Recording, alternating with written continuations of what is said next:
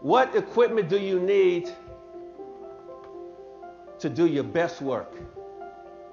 What equipment do you need that will separate you from your competition?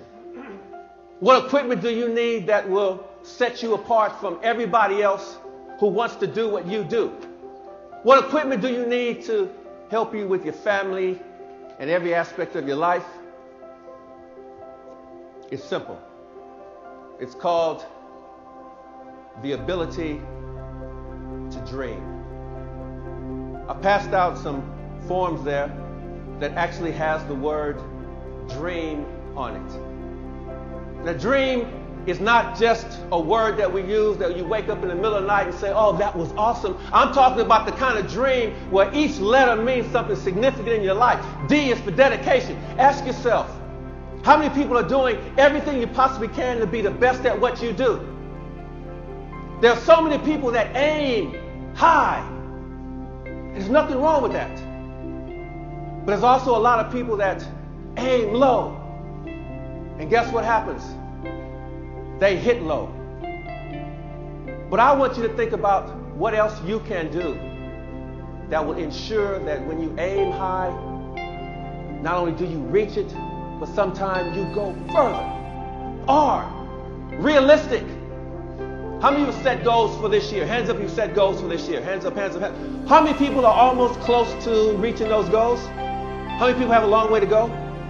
How many look back at those goals and say, you know, maybe that was just a little bit too far for me? Hands up, who said, okay?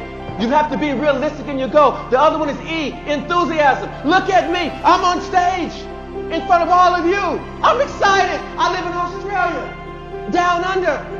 The toilets flush the other way. Kangaroos run down the street and deliver the mail.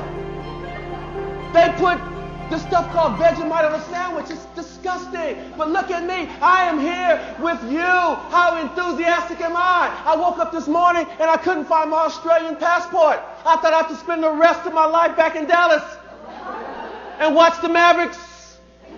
But my wife was enthusiastic and she found my passport so I can go home. A, attitude. Who has a great attitude? Here's a question. How many people in this room think they have a good attitude? Who has a good attitude? Yo, man, you got a good attitude? Is your attitude good? Speak to me. Sure is. Stand up, stand up. What's your name? Mike. Turn around and tell the room. Say, I have a great attitude. I have a great attitude. And I wasn't finished with you, man. Now I want you to say, my attitude is contagious. My attitude is contagious. And it's worth catching. How many people in this room would like someone else to catch your attitude? Oh, I see a lot of hands not up. Now, this young lady right here said to me, oh, you're talking about attitudes? That means you're going to be talking to me today. Yeah, I'm talking to you now. So, your attitude has to be contagious. Now, M. Hey, M. Motivation. Motivation.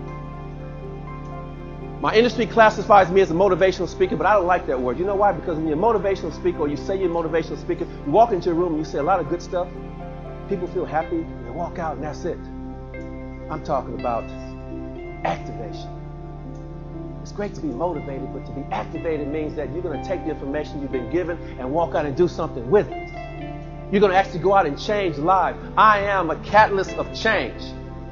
What I do is I instruct people, corporations, organizations, giant conferences, when they walk out of the room, that they're going to look at their lives and say, hey, I can do it. I can do anything. You might be looking at me and says, well, you're tall.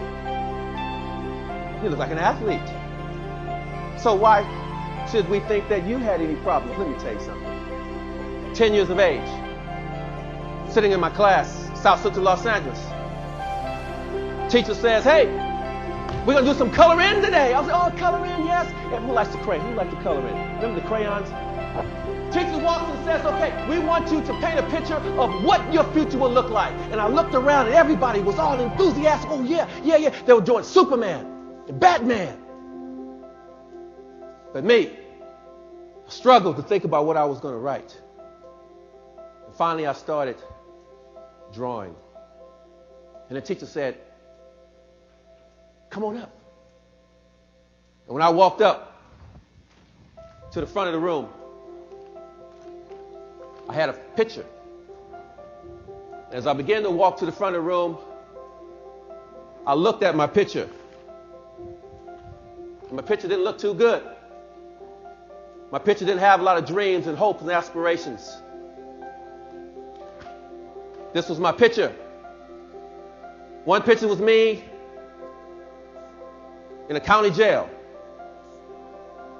Because society said because I was black, and I lived in South Central Los Angeles, that I could never have a job. I could never have an education. The other picture was me, 1960 to 1973, which meant I was only going to live another 3 years. Why did I draw this picture? Because no one told me how to dream. Because no one said, young man, one day you can be president of the United States. One day you can be a doctor. One day you can be a lawyer. One day you can go to university.